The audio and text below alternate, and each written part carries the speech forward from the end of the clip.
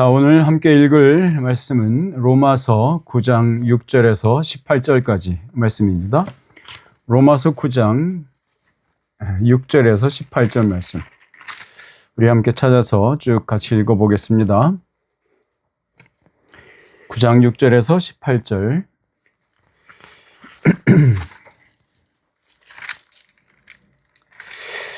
6절부터 같이 읽겠습니다. 시작.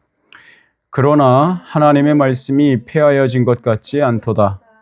이스라엘에게서 난 그들이 다 이스라엘이 아니요 또한 아브라함의 씨가 다 그의 자녀가 아니라 오직 이삭으로부터 난 자라야 네 씨라 불리리라 하셨으니 곧 육신의 자녀가 하나님의 자녀가 아니요 오직 약속의 자녀가 씨로 여기심을 받느니라. 약속의 말씀은 이것이니 명년 이때에 내가 이르리니 사라에게 아들이 있으리라 하심이라. 그뿐 아니라 또한 리브가가 우리 조상 이삭 한 사람으로 말미암아 임신하였는데 그 자식들이 아직 나지도 아니하고 무슨 선이나 악을 행하지 아니한 때에 택하심을 따라 되는 하나님의 뜻이 행위로 말미암지 않고 오직 부르시는 이로 말미암아 서게 하려 하사 리브가에게 이르시되 큰 자가 어린 자를 섬기리라 하셨나니 기록된 바 내가 야곱은 사랑하고 에서는 미워하였다 하심과 같으니라. 그런즉 우리가 무슨 말을 하리요? 하나님께 불의가 있느냐? 그럴 수 없느니라. 모세에게 이르시되 내가 긍휼히 여길 자를 긍휼히 여기고 불쌍히 여길 자를 불쌍히 여기리라 하셨으니 그런즉 원하는 자로 말미암음도 아니요 다른 박질하는 자로 말미암음도 아니요 오직 긍휼히 여기시는 하나님으로 말미암음이니라. 성경이 바로에게 이르시되 내가 이 일을 위하여 너를 세웠으니 곧 너로 말미암아 내 능력을 보이고 내 이름이 온 땅에 전파되게 하려 함이라 하셨으니 그런즉 하나님께서 하고자 하시는 자를 긍휼히 여기시고 하고자 하시는 자를 완악하게 하시느니라. 아멘. 아멘. 자, 함께 읽은 이 말씀을 가지고요. 오늘은 아마도 우리 13절까지만 아마 함께 볼 수 있을 것 같습니다.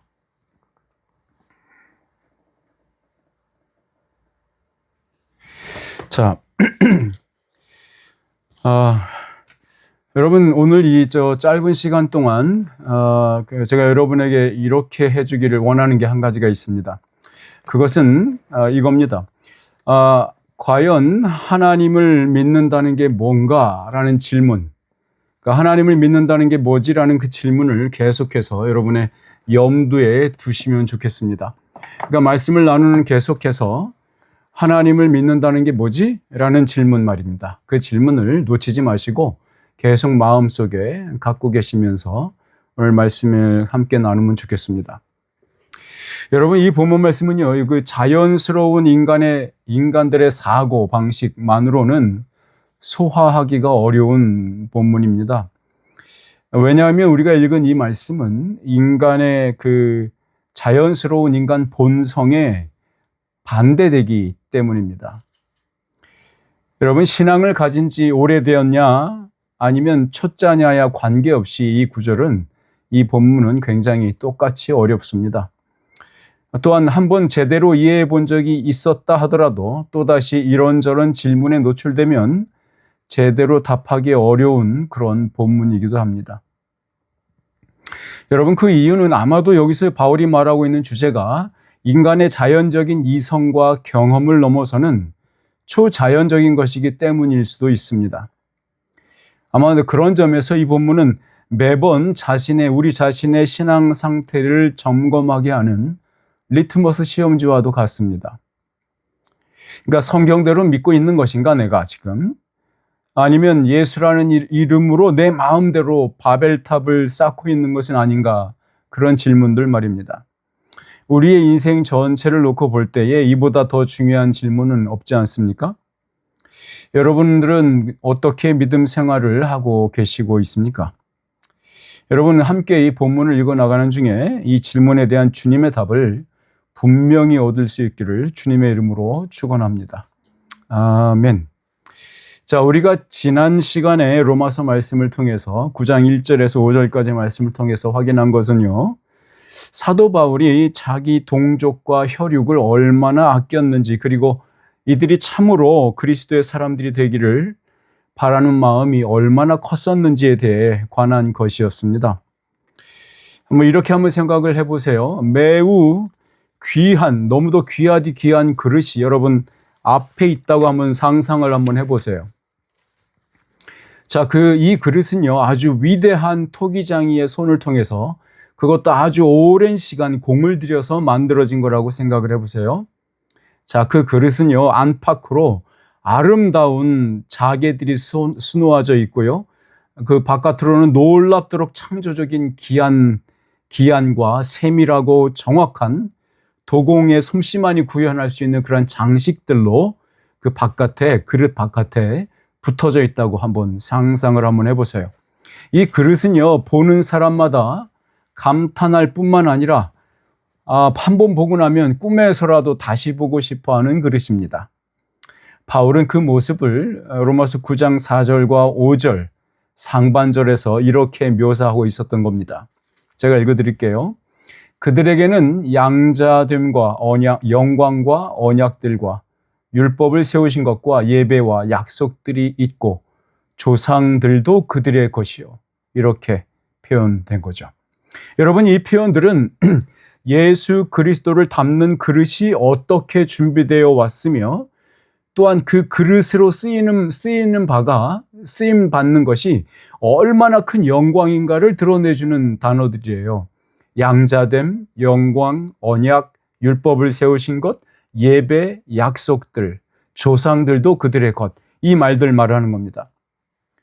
바울은 여기에서 정작 예수 그리스도를, 이 그릇에 담긴 예수를 두 가지로 나타내서 보여줍니다. 하나는 인간 예수 그리스도로 이야기하고 있고, 또 다른 하나는 신성을 가지신 하나님으로 선포하고 있는 거죠. 이렇게 써 있죠.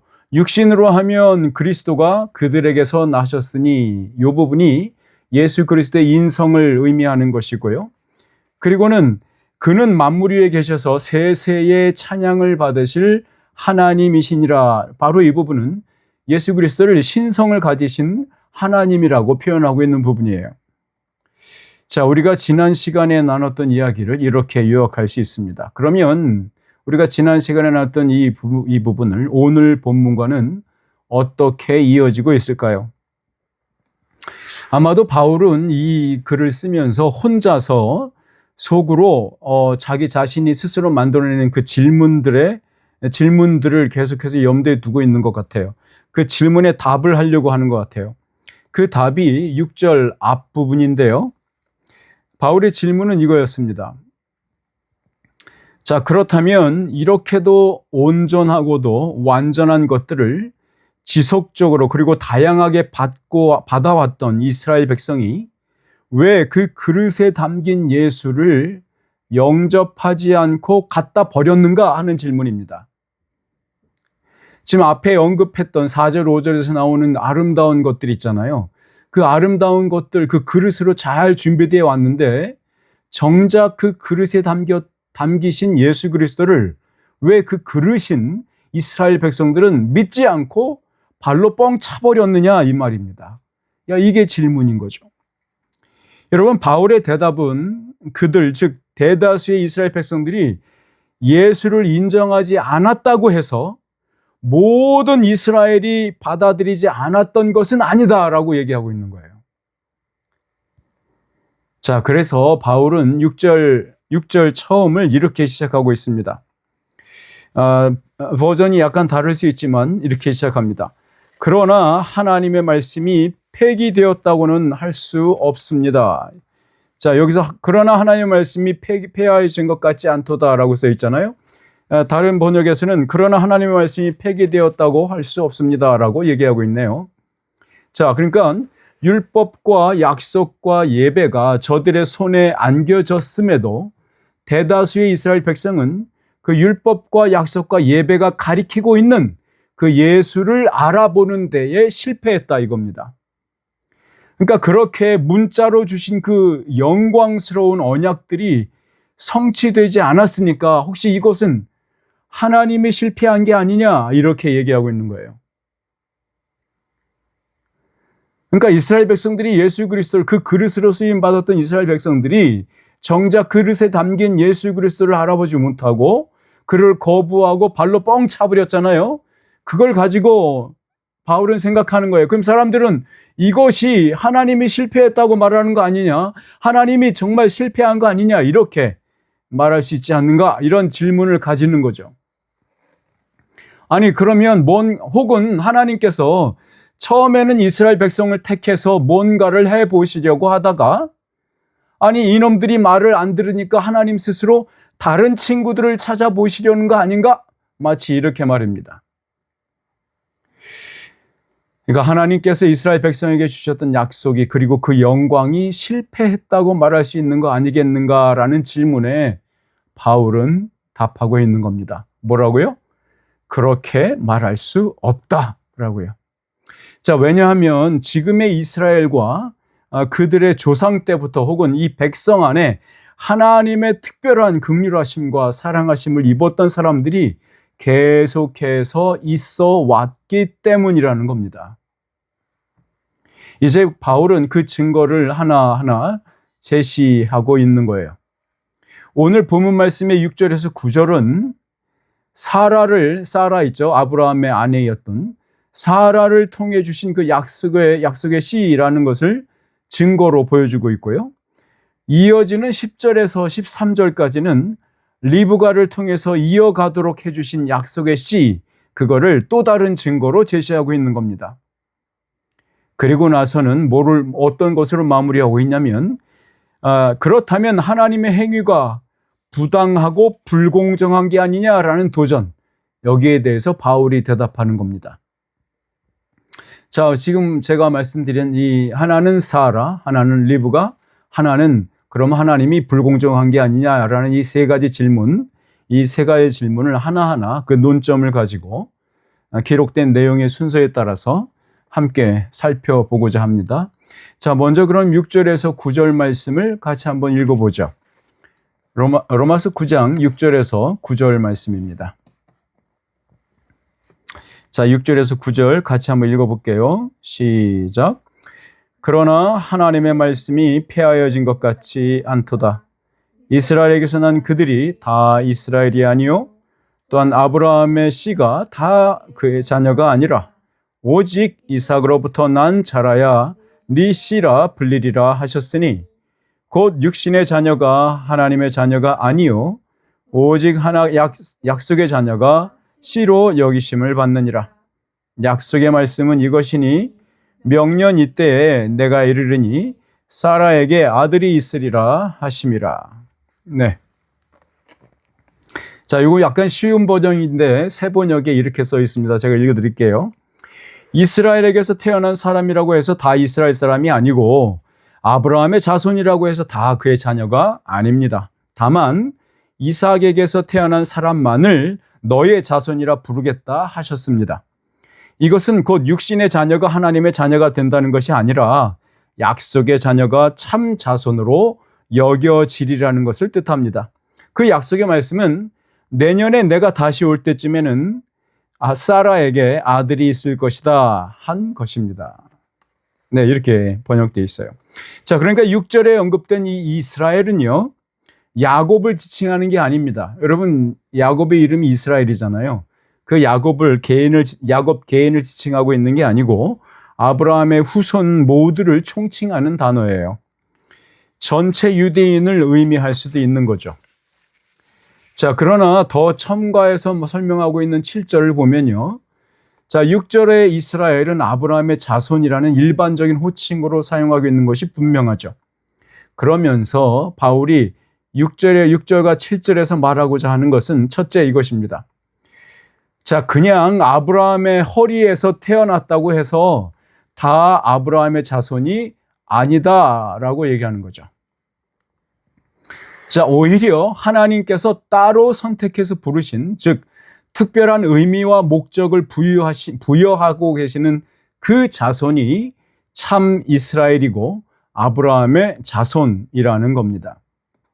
바울은 이 논점을 8절에서 아주 깔끔하게 정리하고 있어요. 새 번역은 이 구절을 이해하기 쉬운 형태로 의역을 했는데요. 이렇게 했습니다. 자, 여기서 육신의 자녀가 하나님의 자녀가 아니요라고 했던 이 개역 개정판인데요. 이것은 뭐라고 했냐면 육신의 자녀가 하나님의 자녀가 되는 것이 아니라라고 번역을 했습니다. 자, 그러니까 이 아니요의 의미를 풀어서 번역을 한 것이 새 번역에서 그렇게 한 거죠. 이 아니요를 그냥 되는 것이 아니라 이렇게 번역을 한 거죠. 그러니까 육신의 자녀라고 해서 자동적으로 하나님의 자녀가 되는 것이 아니라는 겁니다. 그리고 이 약속의 자손, 즉 씨라고 표현된 부분을 약속의 자녀, 즉 참 자손이라고 번역하고 있죠. 자, 그러면 우리는 여기서 이스마엘이나 이삭이나 둘 다 아브라함의 자녀임에도 이삭의 후손만이 약속의 자손으로 여겨질 것이라는 것을 주의 깊게 봐야 합니다. 자, 여기서 두 번째 요점이 이어지죠. 두 번째 요점은 그러면 이스마엘이 서자 출신이라서 약속의 자녀로 택감받지 못한 게 아니라는 거다, 이 말입니다. 자, 여기서 서자라고 한 표현은요, 정식 와이프가 있고 와이프가 아닌데 다른 여종, 계집종이었는데 그 여종에게서 난 아이, 이걸 말하는 겁니다. 그러니까 정식 자기 진짜 등록된 와이프의 자식이 아닌 다른 자식을 서자라고 표현했죠. 옛날에. 지금 제가 쓰고 있네요. 자, 자, 그러니까 이 이스마엘이 택함받은 약속의 자손이 되지 않은 이유가 단지 그가 서자 출신, 정실 와이프, 진짜 와이프의 자식이 아니라서가 아니라는 겁니다. 자, 그러니까 우리가 이 약속의 자녀가 누구인가라는 질문에서 오해하지 말아야 할 것은 이겁니다. 그러니까 인간의 족보가 어떻게 꼬였는지에 따라 혹은 그가 귀족 출신이기에 약속의 자녀가 되는 자격 조건이 맞았고 그래서 선택받을 수 있었다는 식으로 이해해서는 안 되는 거예요. 그렇게 이해하는 건 절대 오해입니다. 잘못된 이해예요. 자, 그러니까 그런 식으로 이스마엘은 서자였으니까 하나님의 자손이 못된 거야, 이렇게 생각하지 말라고요. 자, 그러므로 이 참 이스라엘 자손이라는 이것은 족보가 얼마나 순결했느냐, 혹은 즉 아브라함의 허리에서 나온 자식이냐 아니냐와는 관계가 없다는 겁니다. 또한 그의 어미가 귀족이었냐 하인이었냐가 결정하는 게 아니라는 겁니다. 그러니까 이러한 논점이 9절에서 잘 정리되고 있죠. 자, 9절 말씀 보시죠. 네, 이렇게 써 있습니다. 약속의 말씀은 이것이니 명년 이때에 내가 이르리니 사라에게 아들이 있으리라 하심이라. 자, 내년에 내가 다시 올 때쯤에는 사라에게 아들이 있을 것이다 라는 말을 여러분 보셨죠? 여러분, 이것은 하나님께서 바로 그 다음 해에 다시 와서 사라에게서 나온 아들을 약속의 자녀로 인치시는 혹은 인정하시고 그렇게 여기시기 위해서 그를 자기 자손이라고 부르실 것이라는 말로 이해하셔야 되는 겁니다. 자, 잘 들으세요. 이 하나님의 부르시는 행위를 통해서, 하나님께서 직접 부르시는 행위를 통해서 앞으로 사라가 낳을 아기가 아브라함의 자손으로 선택받게 될 것이라는 의미인 거예요. 자, 창세기 1장 21절을 보시면 더 명확하게 이해할 수 있습니다. 창세기 21장을 제가 읽어드리겠습니다. 새 번역판입니다. 내 언약은 내가 내년 이 시기에 사라가 내게 낳을 이삭과 세우리라, 이렇게 써 있습니다. 다시 읽어드릴게요. 하나님께서 말씀하시기를 내 언약은 내가 내년 이 시기에 사라가 너에게 낳을 이삭과 세우리라.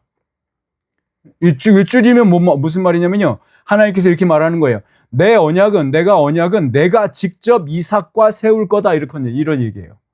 이해하셨죠?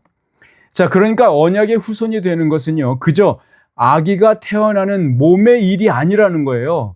그게 아니라 하나님께서 그 태어난 자를 이삭을 부르시고 선택하셔서 직접 언약을 맺으시는 행동을 통해야 비로소 아브라함의 씨로 만들어진다는 것입니다. 자, 우리의 경우를 예로 들면 이런 것입니다. 우리가 믿음의 가정에서 태어나는 것만으로 믿음이 계승되는 게 아니듯이 반드시 하나님의 신적인 부르심과 선택을 통해서 언약의 자손, 즉 믿음의 자손으로 입양이 될 수 있다는 겁니다. 여러분, 이 원칙은 구약 아브라함의 때부터 예수님의 십자가 이후의 시대인 오늘날까지도 여전히 유효하고 유일한 구원의 방식입니다. 여러분, 여기 내년 이 시기에라는 부분을 이삭이 태어난 지 8일째에 온전한 할례를 받은 첫 번째 언약의 자손을 의미하는 것으로 보는 견해도 있어요. 예, 이게 뭐냐면 이 부분은 주일날 말씀 디프리 시간에 좀 더 자세하게 논의해 보겠으나 잠시 설명드리면 이런 겁니다. 하나님과 천사들이 아브라함을 방문했잖아요. 아브라함의 천막을. 그리고 아브라함이 그들을 영접하여서 잘 대접해드렸고 밤에 보내드렸고 그 잘 대접하는 동안에 사라에게 내년 이맘때쯤 사라가 아들을 안고 있을 것이다 라고 예언을 하셨잖아요. 그렇게 성취를 하셨고, 자, 그 다음 1년쯤 후에 왔을 때 바로 지금 그때가 언제냐면 이삭이 태어나고 8일째 할례 받는 날 바로 이 말씀이 성취된 것이다 라고 보는 견해가 있다 이 말입니다. 자, 바울의 두 번째 논점으로 가보겠습니다. 자, 그러면 로마서 9장 10절에서 13절 말씀을 같이 읽어보면 좋겠습니다. 10절에서 13절 시작. 그뿐 아니라 또한 리브가가 우리 조상 이삭 한 사람으로 말미암아 임신하였는데 그 자식들이 아직 나지도 아니하고 무슨 선이나 악을 행하지 아니한 때에 택하심을 따라 되는 하나님의 뜻이 행위로 말미암지 않고 오직 부르시는 이로 말미암아 서게 하려 하사 리브가에게 이르시되 큰 자가 어린 자를 섬기리라 하셨나니 기록된 바 내가 야곱은 사랑하고 에서는 미워하였다 하심과 같으니라. 자, 바울이 두 번째 증거로 제시하고 있는 예시는 뭐였습니까? 리브가의 두 자녀에 관한 이야기입니다. 자, 리브가와 두 자녀의 그 여인의 두 자녀에 대한 이야기죠. 자, 사라의 경우, 앞에 봤던 사라의 경우는 어떤 경우였냐면요. 아브라함이라는 동일한 아버지. 그런데 다른 두 엄마에서 나온 자손 중에 누가 아브라함의 후손이 되었는가를 보여주었어요. 자, 그렇죠? 누가 언약의 자손이냐라는 것을 보여줄 때 예시가 사라의 예시였고 사라의 아들과 하갈의 아들 두 아들이 거기에 대비돼서 나타난 것이고 그 중에 이삭이, 그렇죠? 사라의 아들 이삭이 언약의 자손으로 언약을 맺었다. 이렇게 이 예시로 표현된 것이고요. 반면에 이 리브가의 경우, 지금 10절에서 13절까지 있는 리브가의 경우는요, 아버지가 하나는 똑같아요. 그리고 그것만 같은 게 아니라 동시에 한 배에서 동시에 태어난 쌍둥이 아들 중에 누가 그리고 왜 아브라함의 자손으로 인정받았는가에 대한 예시입니다. 네, 재밌죠? 사라의 경우는 이삭의 경우는 아버지는 같으나 어머니가 다른 두 엄마의 이야기였고 이 리브가의 경우는 아버지도 같고 엄마도 같고 그리고 형과 동생이 아니라 쌍둥이로 태어나는 경우에 어떻게 하나님께서는 그 중에 누군가를 왜, 무슨 목적으로, 왜, 어떻게 선택하셨는가 바로 그 얘기를 하려고 하는 게 지금 바울의 의도입니다. 바울의 글쓰기가 참으로 흥미진진합니다.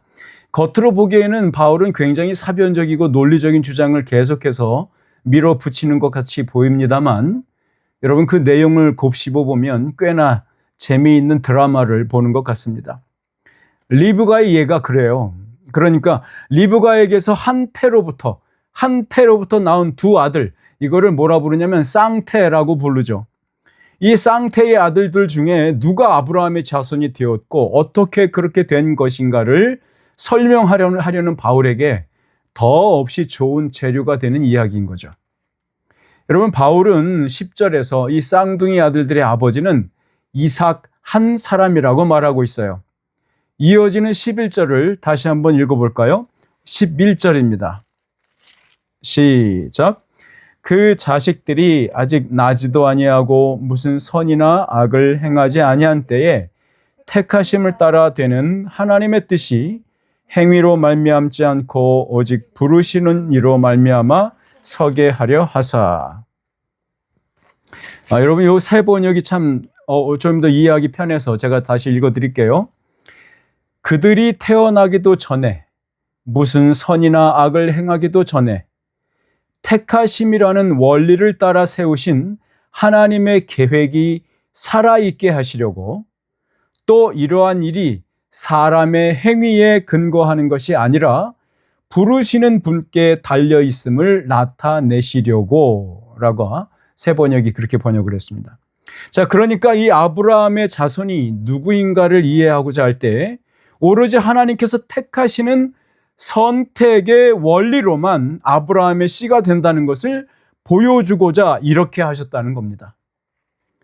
또 하나님께서 미리 예정하신 일이라는 것을 강조하기 위해서 사용된 어구가 이것들입니다. 하나는 태어나기도 전에, 또 무슨 선이나 악을 행하기도 전에가 바로 그겁니다. 여러분요, 여기에서 이 구절을 존 칼빈은 이 구절을 하나님의 전능하신 능력이 이 아들들이 앞으로 어떤 선택을 할지 아시기에 그의 선하신 뜻대로 미리 선택하신 거라고 이해하고 있어요. 그러나 오늘날 개혁주의 신학자들은 이 해석을 곧이곧대로 따르고 있지는 않습니다. 왜냐하면 이 칼빈의 요 해석을 그대로 따르게 되면 결국에는 하나님의 선택은 인간의 결정, 그 사람이 택할 줄 미리 알고, 이걸 예지예정이라 불렀잖아요. 그 인간의 결정에 따른 종속적인 하나님의 결정이 인간의 결정에 종속되어 버리기 때문에 이 견해를 그렇게 그대로 따르진 않습니다.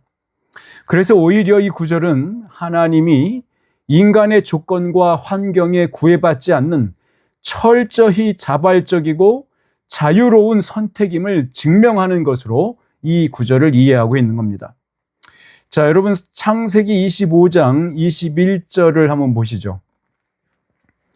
자, 창세기 25장 21절입니다. 한번 보시면 아주 재밌습니다.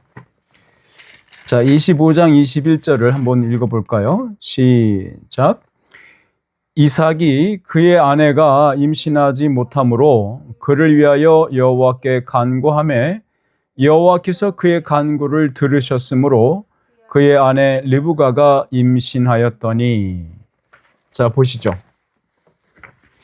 자, 이 쌍둥이 아들들은 모두 기도의 응답이었어요. 자, 이삭이 기도했고요. 하나님께서 그 기도를 응답하신 겁니다. 그러니까 같은 태에서 나온 이 야곱과 에서는요, 모두 다 기도의 응답이었다는 겁니다.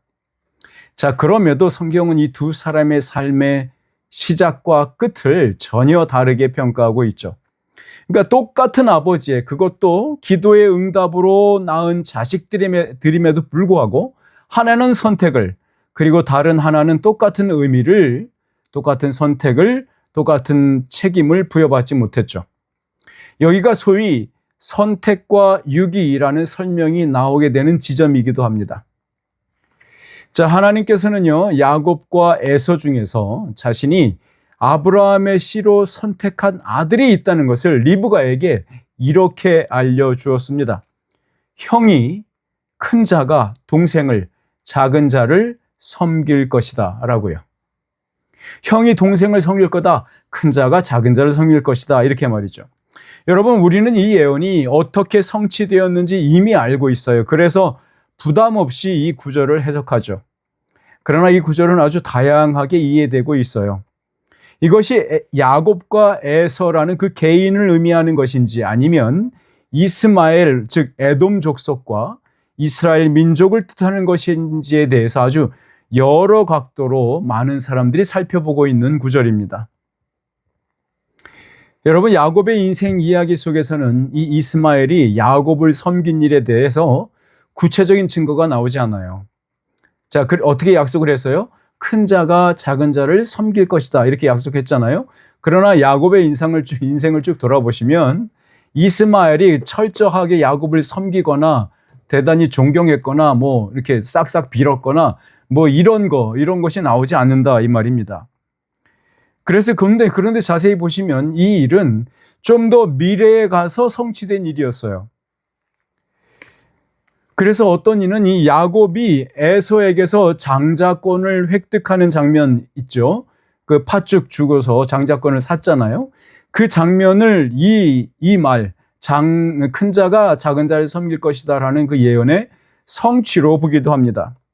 여러분, 그러나 그 사건으로 어떤 일이 벌어졌어요? 야곱은 허구한 날 그것 때문에 도망 다니고 두려워했던 야곱의 인생이었죠. 그러니까 그것을 형한테 섬김을 받은 증거라고 보기는 석연치 않죠. 어렵죠. 자, 그래서 어떤 이는 우리는 이 구절을 이 언약의 차원에서 구절을 언약의 차원에서 바라보는 것이 아주 적절할 것 같습니다. 자, 그러니까 이 구절을 개인 혹은 민족이라는 시각에서 관점에서 보기보다는 어떻게 하나님께서 인류의 마지막까지 이어져 끝내 그 언약을 성취하셨는가를 보자는 겁니다. 즉 메시아의 왕국인 하나님의 나라가 공중권세를 잡은 사탄의 나라를 어떻게 쳐부수고 어떻게 승리했는지 보는 관점으로 보자, 이겁니다. 자, 그러면 우리는 이러한 질문을 하게 될 겁니다. 자, 그러면 야곱이 태어나기도 전에 어떤 행위를 할 수도 있기 전에 하나님께서 아브라함의 자손, 즉 약속의 자손으로 선택하셨으니 그와 똑같은 방식으로 이스마엘을 봐야 하지 않느냐라는 질문을 갖게 되겠죠. 자, 그러니까 태어나기도 전에 어떤 행위를 할 수 있기도 전에 아브라함의 자손으로 야곱을 택하셨잖아요. 그러면 왜 이스마엘도 똑같은 조건에 있었으니 이스마엘도 선택의 옵션이 되지 않느냐, 이런 질문인 거죠. 그럼 왜 이스마엘은 택하지 않은 거죠? 라는 질문이죠. 자, 그러니까 이 질문은 어떻게 끝맺냐고 마무리가 되냐면 이런 겁니다. 이스마엘이 태어나기도 전에 혹은 어떤 의지적인 행동을 할 수 있기도 전에 동생을 섬기도록 하셨다는 것은 과연 공평한 처사냐라고 물을 수 있는 거죠. 이런 질문이 생길 수 있지 않겠어요? 그러니까 이스마엘이 무슨 잘못을 했다고, 혹은 그가 무슨 업보로, 옛날 분들이 그런 말씀 많이 했었는데 무슨 이유로, 무슨 까닭으로 이러한 대접을, 공평하지 않은 대접을 받아야 하는가라는 질문이죠. 여러분, 이러한 질문 앞에서 바울은 구약의 말씀을 인용하면서 자신의 주장을 펼쳐나갑니다. 자, 로마서 9장 13절에 있는 말씀을 같이 한번 읽어볼까요? 시작. 기록된 바 내가 야곱은 사랑하고 에서는 미워하였다 하심과 같으니라. 여러분, 바울이 구약 말라기서 1장 2절에서 3절의 핵심 부분을 인용한 겁니다. 2절과 3절을, 말라기서 1장 2절과 3절을 이렇게 짧게 그 중에서 핵심만 따와서 인용을 한 거예요. 여러분, 이 부분은 우리가 함께 읽어보면 참 좋을 것 같아요. 굉장히 중요한 부분이니까 말라기서 1장을 열어서 한번 읽어보면 좋겠습니다. 말라기는 찾기 쉬우실 겁니다. 구약 성경의 맨 마지막 책이니까요. 말라기서 1장 2절에서 3절 말씀을 같이 한번 읽어보겠습니다.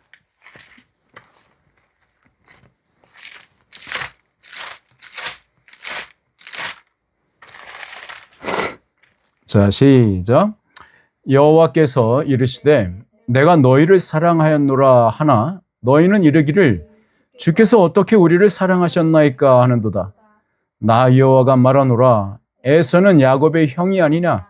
그러나 내가 야곱을 사랑하였고 에서는 미워하였으며 그의 산들을 황폐하게 하였고 그의 산업을 광야의 이르들에게 넘겼느니라. 자, 그리고 4절 말씀도 같이 따라 읽으시면 좋을 것 같으네요. 우리 말라기서 1장 4절까지도 같이 한번 읽어볼까요? 시작. 에돔은 말하기를 우리가 무너뜨림을 당하였으나 황폐된 곳을 다시 쌓으리라 하였거니와 나 만군의 여호와는 이르노라. 그들은 쌓을지라도 나는 헐리라. 사람들이 그들을 일컬어 악한 지역이라 할 것이요 여호와의 영원한 진노를 받은 백성이라 할 것이며. 네, 여러분, 이 구절은요 우리가 언제 하나님의 사랑을 그리 많이 받았습니까? 라며 되묻는 이스라엘 백성들에게 하나님께서 답하시면서 설명하고 있는 장면이에요. 그러니까 하나님께서 지금 이 백성들에게 하고자 하는 말은 이겁니다. 지금 내 눈이 너에게만 너에게만 쏠려 있다. 내가 너희들과만 대화하고 있는 것만 봐도 내가 너희 이스라엘을 사랑하고 있다는 것을 모르겠니? 라고 하시는 거예요. 반면에서는 하나님께서 어떤 상황인지 신경 쓰지 않고 있다고 말하시는 것과 같아요. 4절 말씀 이거였습니다. 혹시라도 에돔이 재기를 하기 위해서 뭔가를 스스로 쌓고 준비한다고 해도 내가 헐어버릴 거야. 야, 이래도 내가 너 이스라엘을 에돔 족속보다 더 사랑하고 있다는 것을 모르겠니? 하시는 말씀이 말라기서 1장 2절에서 4절까지의 내용이었고요. 그것을 한마디로 줄여서 인용한 것이 바울이 지금 로마서 9장 13절에 기록한 것입니다. 내가 야곱은 사랑하고 에서는 미워하였다라고요. 자, 그러니까 이 구절은 이렇게 해석이 됩니다. 나는 야곱을 에서보다 훨씬 더 그리고 특별하게 사랑한다. 그리고 에서는 너 야곱을 사랑하는 것보다는 덜 사랑한다라는 의미예요. 자, 그럼에도 에서에게 하나님의 영원한 진노를 내리시기로 작정하신 섭리를 약화시키는 의미로 해석하는 것은 적절하지 않습니다. 자, 그러니까 이 에서로 대변되는 에돔 족속으로 대변되는 하나님을 배반한 민족, 그런 족속들, 그런 사람들에게 있는 이 말, 하나님의 진노가 약해지거나 없어지지 않는다라는 얘기입니다. 그러니까 여러분, 여기 야곱은 사랑했고 에서는 미워했다, 이 말은요 여러 번 그 당시에 여러 번 쓰였어요. 여러분, 리브가 야곱이 좋아했던 라헬 아시죠? 그렇죠? 그리고 야곱의 첫 번째 아내인 레아 기억하시죠? 그 첫 번째 라반 삼촌이 첫 번째 신방에 그 첫날 밤을 보내는데 라헬 대신에 레아를 집어넣었잖아요, 큰언니. 그리고 잠자고 나서는 일어나 보니까 큰언니 레아였어요. 그래서 뭐라고 이제 다시 컴플레인을 한 거죠. 그러니까 야, 그러면 7년 더 일해. 그러니까 라헬 줄게. 그렇게 해서 7일 더 있다가 라헬을 다시 아내로 맞이하고 그 다음에 7년을 더 일을 한 거죠. 라헬 때문에. 어쨌든 그 레아가 첫 번째 언니, 큰 언니 레아가 둘째 라헬한테 그렇게 얘기한 거예요. 야, 야곱이 왜 너만 사랑하냐? 나는 미움받는 것 같아. 라고 말한 적이 있어요. 바로 그거예요. 라헬은 특별히 더 사랑받는데 자기는 거기에 비하면 상대적으로 사랑을 덜 받는 것 같아. 라는 의미가 여기서 에서는 미워하였다라는 의미입니다. 자, 그러니까 여기서 선택과 유기가 나왔다 말씀드린 것처럼 이 언어의 어감상 유기는요 하나님의 진노나 혹은 하나님께 박대를 당하는 경우로 느껴지기도 합니다. 그러나 이것은 하나님의 자발적이고 선하신 사랑의 동기로 선택함을 입은 자들을 비추는 빛이 만들어내는 그림자와 같은 것입니다. 자, 그러니까 하나님께서는 사람들을 버리기 위해서 능동적으로 일하시는 게 아니고요. 선택하시기 위해서 자발적으로 능동적으로 일하실 때 선택받지 못하는 자들이 생겨난다 하는 의미에서 선택과 유기, 이렇게 이해하실 수 있는 겁니다.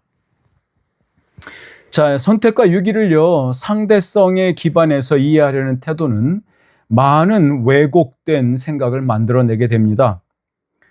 또한 인간 스스로 하나님께 선택받을 수 있는 공로를 스스로 쌓을 수 있다고 생각하는 것을 전제로 이 생각을 하게 됩니다. 결국 오늘 본문은요, 하나님께서 어느 누구에게도 불의를 행하지 않는다는 것을 증명하는 것으로 그 결론을 맺고 있어요.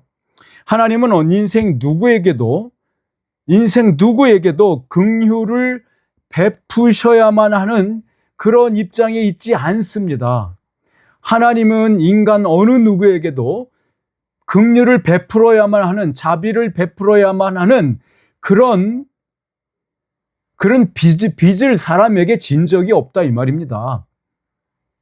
거꾸로 말하면 어떤 인간도 하나님께 나에게 자비를 베푸셔야죠 라고 당당하게 이 자비를 요구할 수 있는 그런 자리에 그런 자격이 없다 이 말입니다. 그러니까 죽어 마땅한 모든 인류를 유기하심은 하나님의 정당한 반응입니다. 정당한 판결이고요, 정당한 재판입니다. 그러나 거기에서 하나님께서 스스로 자발적이고 자유로운 온전하시고 완전하신 선택으로 어떤 이에게 자비를 보이기로 작정하신 것은 그것을 은혜라고 말하는 겁니다. 결론적으로 하나님은 누구에게도 불의하지 않으십니다. 자, 그러면 선택과 유기는 하나님의 구원 계획에 있어서 어떠한 의미를 갖고 있을까요? 자, 이것과 관련해서 간략하게 그리고 명확하게 설명하는 구절들이 있습니다. 그 구절들을 함께 보면서 마무리를 하겠습니다. 자, 선택과 유기를 바울은 어떤 의미, 어떤 데피니션을 가지고 이 말을 사용하고 있는지 보여주는 구절이 있어요. 같은 로마서 9장에 나옵니다.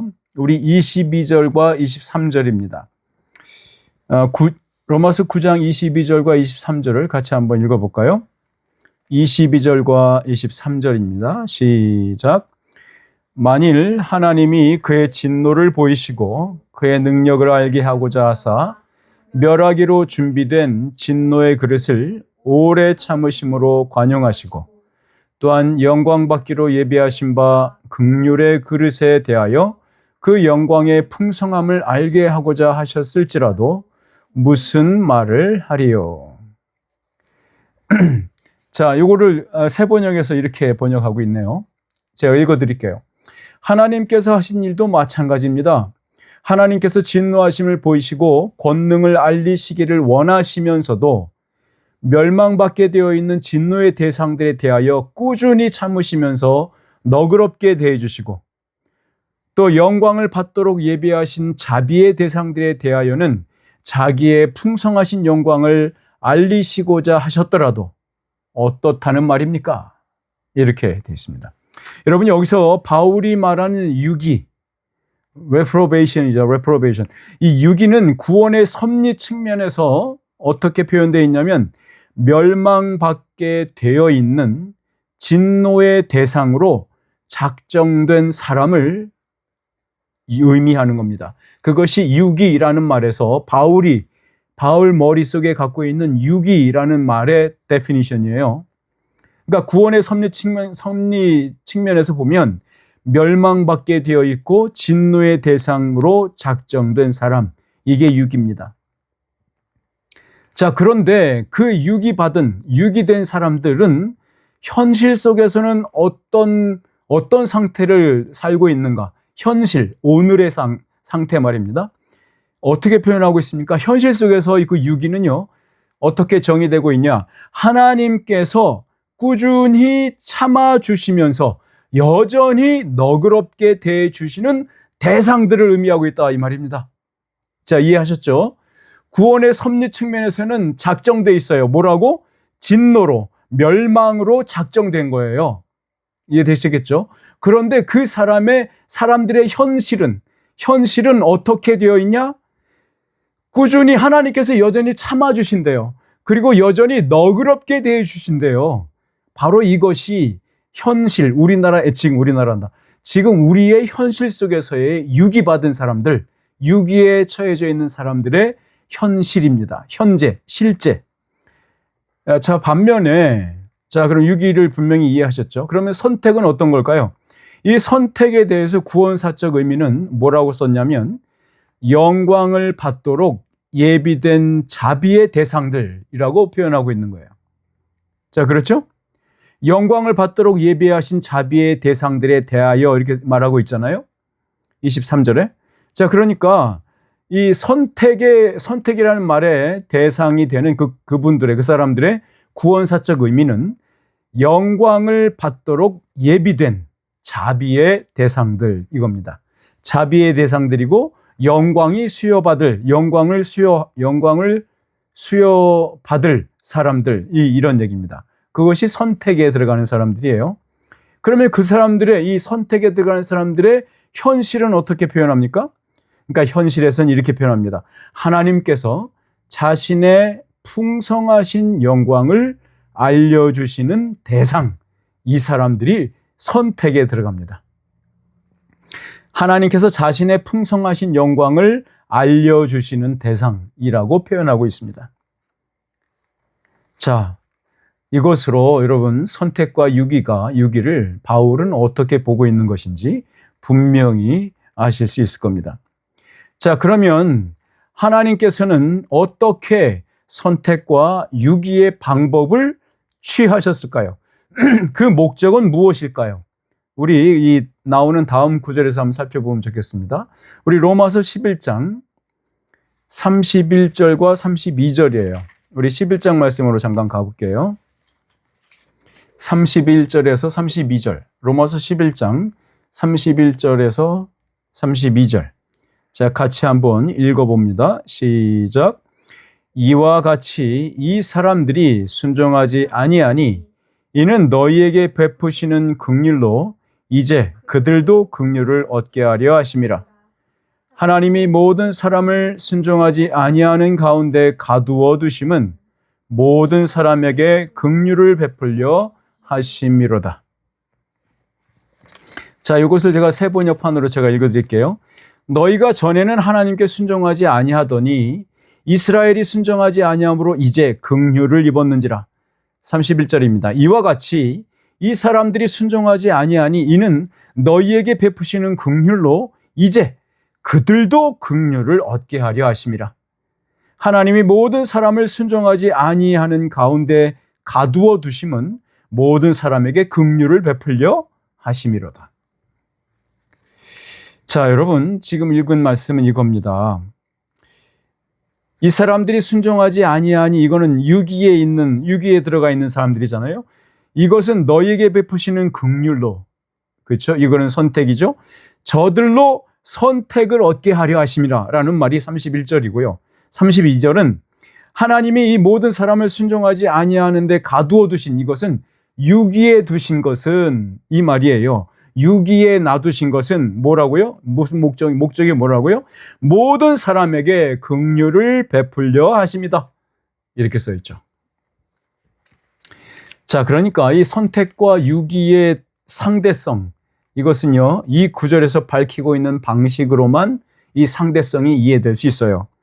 무슨 말이냐면, 즉, 한 그룹의 대상들이 유기의 자리에 있으므로 그 외에 다른 그룹에게는 선택이라는 긍휼이 전달될 수 있었다는 겁니다.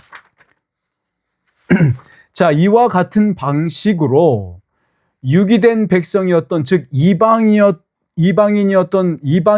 우리들이 긍휼하심을, 즉 선택을 입었다면 거꾸로 똑같은 방식으로 이스라엘 백성에게로 이 선택, 이 긍휼하심이 전달될 거라라는 얘기입니다.